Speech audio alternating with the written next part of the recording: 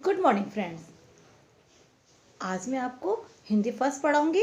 Hindi first का 13 lesson पढ़ेंगे। बच्चों, पिछला जो लेसन पढ़ाया था मैंने वो अक्टूबर का था। आपके टेस्ट हो गए थे तो वो लेसन बाकी रह गया था, तो हमने वो लेसन पढ़ा। आज हम नवंबर के महीने में जो आपका ओनली 13 लेसन हिंदी फर्स्ट के अंदर, वो आज मैं आपको पढ़ाऊंगी। और लेसन का नाम है 3 प्रश्न। बच्चों, open your book, Hindi first lesson number 13। सबसे पहले मैं आपको लेखक परिचय पढ़ाऊंगी। लेखक परिचय। लियो टॉलस्टॉय रूसी लेखक थे। कौन से लेखक थे वो? रूसी। इन्होंने बहुत सी कहानियां और उपन्यास लिखे।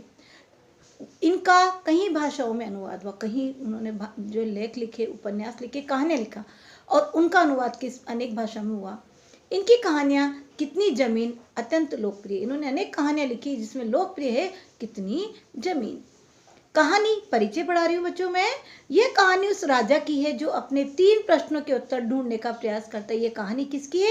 एक राजा की है जो अपने 3 प्रश्नों का उत्तर ढूंढने का प्रयास करता है, कोशिश करता है। बहुत प्रयासों के बाद एक महात्मा उसे जीवंत घटनाओं के आधार पर उसके प्रश्नों के उत्तर देते हैं। बहुत प्रयास किया, उसके बाद में एक महात्मा से मिला और एक महात्मा जो है जीवंत घटनाओं के आधार पर उन प्रश्नों का उत्तर देते हैं। बच्चों, अब हम लेसन शुरू कर रहे हैं। एक बार एक राजा के मन में आया कि यदि वह इन 3 प्रश्नों के उत्तर खोज लेगा तो उसे कुछ और जानने की आवश्यकता नहीं रह जाएगी। एक बार राजा के मन में आया कि वह 3 प्रश्नों का उत्तर जो है खोज लेगा तो उसे कुछ भी और जानने की जो है आवश्यकता नहीं रह जाएगी। पहला प्रश्न बच्चों, इसको अंडरलाइन करना। किसी भी कार्य को करने का सबसे उपयुक्त समय कौन सा है? पहला प्रश्न क्या पूछा उसने कि किसी भी कार्य को करने का सबसे उपयुक्त समय कौन सा है। दूसरा प्रश्न, तीनों प्रश्नों को आप अंडरलाइन करना। दूसरा प्रश्न है किन व्यक्तियों के साथ कार्य करना सर्वोचित है। और तीसरा प्रश्न है वह कौन सा कार्य है जो हर समय किया जाना चाहिए। 3 प्रश्न पूछे उसने। पहला, सबसे उपयुक्त समय कार्य करने का कौन सा है, किन व्यक्तियों के साथ कार्य करना सर्वोत्तम है और कौन सा कार्य जो हर समय किया जाना चाहिए। राजा के 3 प्रश्न थे। अब राजा ने घोषणा करवाई कि जो भी व्यक्ति उपयुक्त प्रश्नों के सही उत्तर देगा उसे बड़ा पुरस्कार दिया जाएगा। तीनों प्रश्नों का जो सही उत्तर देगा उसको बड़ा पुरस्कार दिया जाएगा। ये उसने घोषणा करवा दी, उसे बड़ा पुरस्कार दिया जाएगा। ये सुनकर बहुत से लोग राजमहल गए। अब जब पुरस्कार की बात आती है तो लोग क्या करते हैं, सोचते कि भाई हम सही उत्तर दे दें तो हमें पुरस्कार मिल जाए।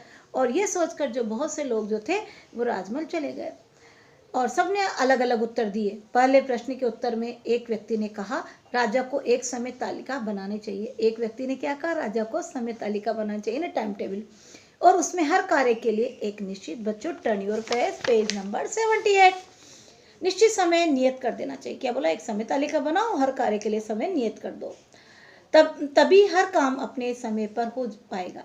उसने क्या कहा? अगर टाइम टेबल बना लेंगे तो हर काम अपने समय पर हो पाएगा। दूसरे व्यक्ति ने राजा से कहा कि सभी कार्य को करने का अग्रिम निर्णय कर लेना उचित नहीं होगा और राजा को चाहिए कि वह मन विलास के सभी कार्यों को तिलांजलि देकर हर कार्य को व्यवस्थित रूप से करने की और पूरा ध्यान लगाए। दूसरे ने कहा कि मन विलास के जो कार्य हैं उनको तो छोड़ दे और जो हर कार्य है उसको व्यवस्थित रूप से करने की ओर अपना ध्यान लगाए। किसी और ने कहा कि राजा के लिए यह संभव है कि वह हर कार्य को दूरदर्शिता पूर्वक कर सके। अब किसी ने क्या जवाब दिया कि राजा के लिए संभव है कि वह हर कार्य दूरदर्शिता पूर्वक कर सके, इसलिए राजा को विज्ञजनों की एक समिति का निर्माण करना चाहिए, यानी विद्वानों की एक समिति का निर्माण करना चाहिए जो हर विषय को परखने के बाद राजा को ये बताए कि उसे कब क्या करना चाहिए। यानी कि विद्वानों की एक समिति बना ले। इसका कहने का मतलब ये है कि विद्वानों की एक समिति बना ले और राजा को जो है विद्वान जो है बताएंगे कौन सा कार्य किस समय करना चाहिए।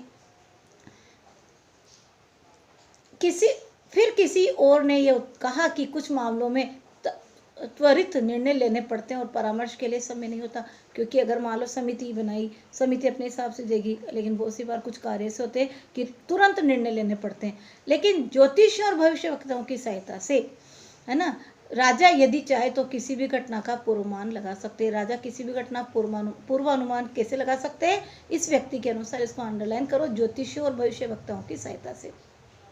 सेकंड पैराग्राफ पढ़ा रही हूँ बच्चों में। दूसरे प्रश्न के उत्तर के लिए भी कोई सहमति नहीं मिली। पहला प्रश्न का उत्तर नहीं मिला, दूसरे के लिए कोई सहमति मिली। एक व्यक्ति ने कहा कि राजा को प्रशासकों में अपना पूरा विश्वास रखना चाहिए। दूसरे ने राजा से पुरोहितों और सन्यासियों में आस्था रखने के लिए कहा। एक ने तो कहा कि राजा को अपने प्रशासकों जो उसके कार्य में सहायता करते हैं उस पर विश्वास रखे। दूसरे ने क्या जवाब दिया?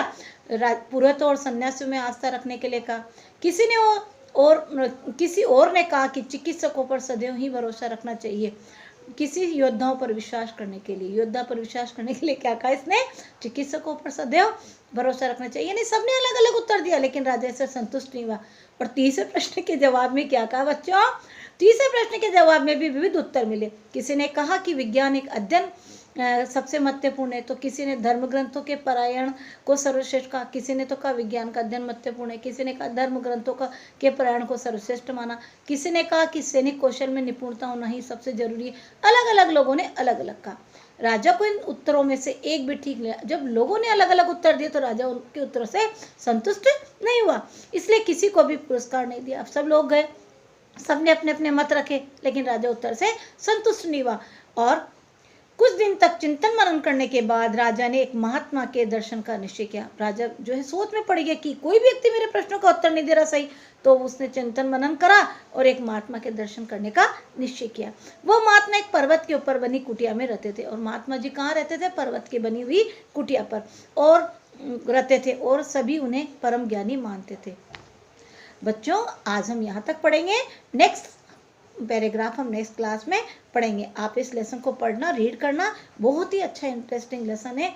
और इससे आपको जो है नॉलेज भी मिलेगी कि राजा के तीनों प्रश्न के उत्तर क्या हैं। व्यवहारिक व्यक्ति को जो है अपने बुद्धि का उपयोग करते हुए इन प्रश्नों का उत्तर मिल जाएगा। Thank you.